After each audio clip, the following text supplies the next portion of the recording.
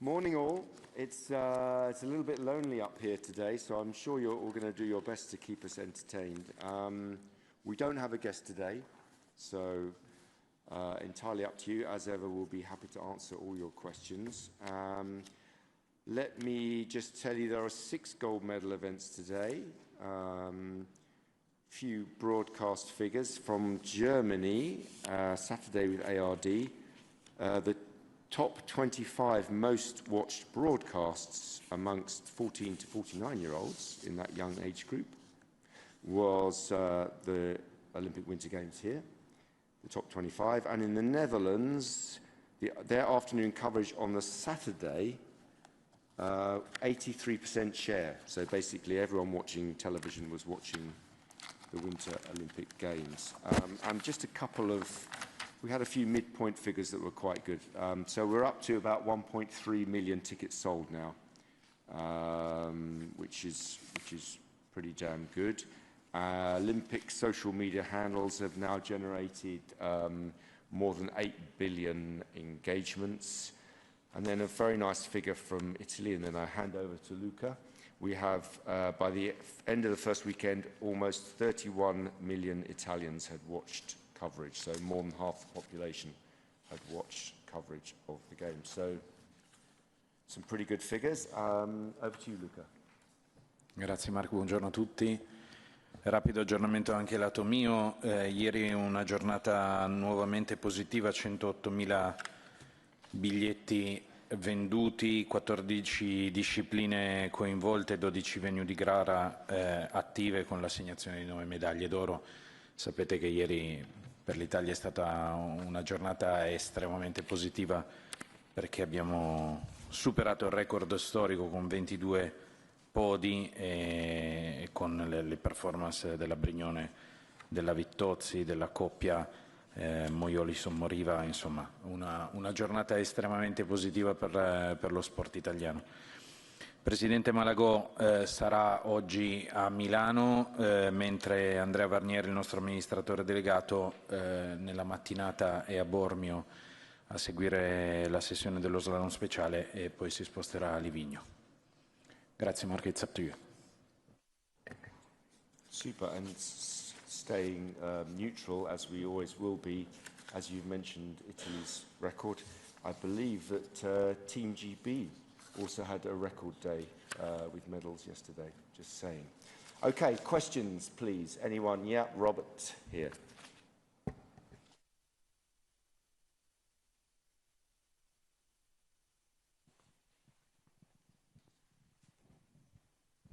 Thank you, Mark. I want to ask about a video that circulated yesterday with, I believe it was in Cortina, with one of the employees at an official store who was seen harassing some shoppers with an Israeli flag and chanting repeatedly, Free Palestine.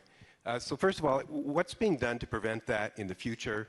In the near future, obviously, that there's a history with that, an unfortunate Olympic history. And second of all, to the, I guess there's thousands of Israelis and people of Jewish faith at these games. They're athletes, they're spectators, they're members of the media. What can you say as far as their safety if they want to show some flags or emblems or anything like that to show their faith or their country? What do you say to them? Is it safe? On the specific, I'll go to Luca in a minute, but I would say I'm not going to comment on security itself. That's not my issue, but I would say, yeah, safe and secure and welcome. Support your team, support the Olympic values. We're very happy. So, Luca, over to you. Sì, sul tema specifico del dipendente allo store, siamo stati informati. È un fatto accaduto 4 giorni fa. Il dipendente non è un dipendente di Milano-Cortina del comitato organizzatore, ma di un subcontractor. Siamo ovviamente intervenuti nel ricordare il rispetto delle regole che sono valide sia per chi è un dipendente diretto del comitato organizzatore, sia per chi lavora come fornitore, come in questo caso. Abbiamo sensibilizzato, ma come sempre facciamo, al rispetto delle regole. Le regole presuppongono non un tema legato al contenuto, ma è un tema legato al comportamento e quindi evitare l'espressione di pensieri personali o commenti che esulano dal contesto professionale e lavorativo. So I understand that, but is there any, from a security perspective, anything else being done? I mean, obviously there's a threat. I mean, there's a threat around the world, but here at the Olympics, any changes since that incident? Honestly, we don't comment about security issues at all. It's for obvious reasons. But as far as I can, I would assure people from every faith and every country that they're very welcome here, and we welcome them supporting their team and watching the sport, and we hope they feel secure. We think they should and hope they should, but we obviously, you know, we hear their concerns, but specifically on security matters, can't really comment, I'm afraid. Thank you. Pleasure.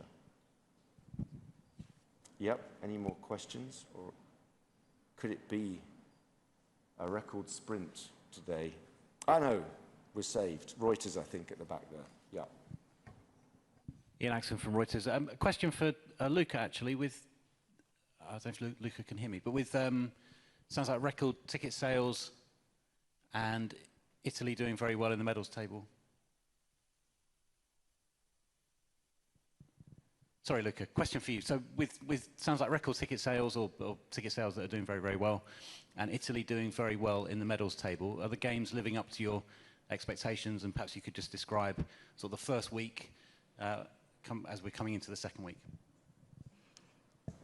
Ma noi siamo estremamente soddisfatti, come vi abbiamo raccontato nei giorni scorsi, dei risultati che abbiamo ottenuto. La risposta del pubblico è estremamente positiva.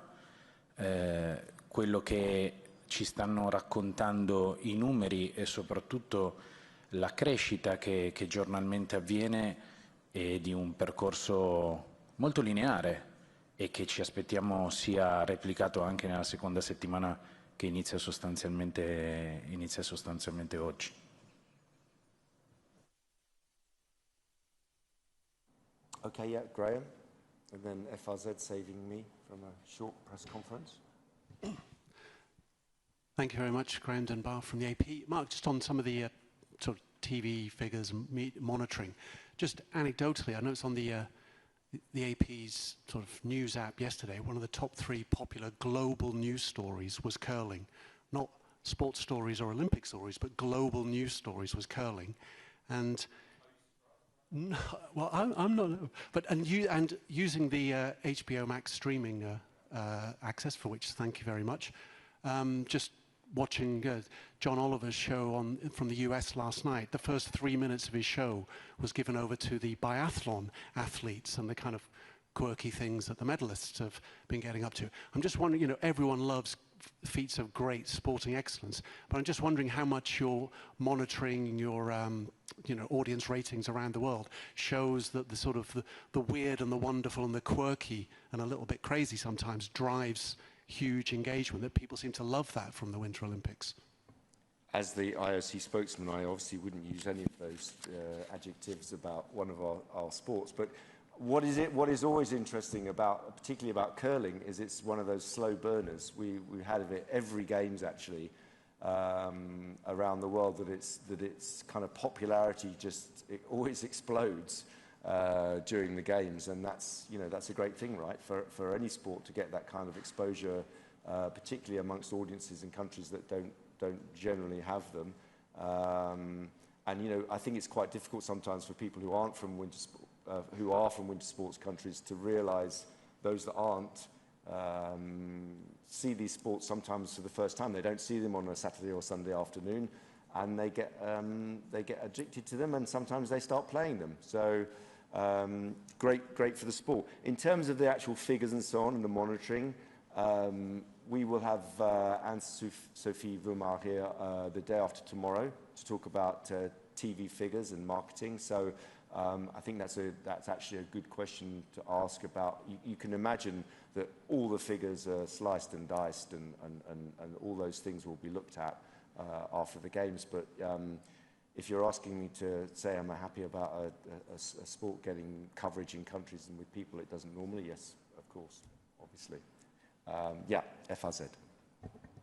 Mark, yes, Christoph Becker, Frankfurter Allgemeine Zeitung. Well, actually on the curling, I was going to ask, and I am going to ask, whether the IOC is actually following or closely looking at what seems to turn into a kind of free-for-all in accusing the other teams of cheating, or is that something that I'm sure the global news reach of those stories is in connection with some of the strong language that's surprisingly used by the athletes there, and those accusations. Is it something that's actually good for the sport because now people watch curling, apparently? Not apparently, they really do watch curling, but I wouldn't, I mean, I'm not here to, I'm not going to have an opinion as to whether such a controversy is good for the sport or not. I mean, obviously our interest is that all the sports take part in the true kind of sports person-like attitude that we would like to see. Yeah, I don't have any specific, or the IOC doesn't have any specific comments on that particular issue in terms of judging, because that's something for the federation. But it won't surprise you to know that we do follow all the developments that happen minutely at every sport and every discipline throughout the games. We don't just turn up here in the morning not knowing what's been happening. But yes, as you imagine, we do follow it very closely. Yeah, question. Okay, we're on the, that was nearly a full start there. On the start. Rachel Axon from a Sports Business Journal. Question for Luca. What demand have you seen in terms of the merchandising by location? I'm assuming strongest in Milan, but maybe not the case. And then by product type or category as the games have gone on here.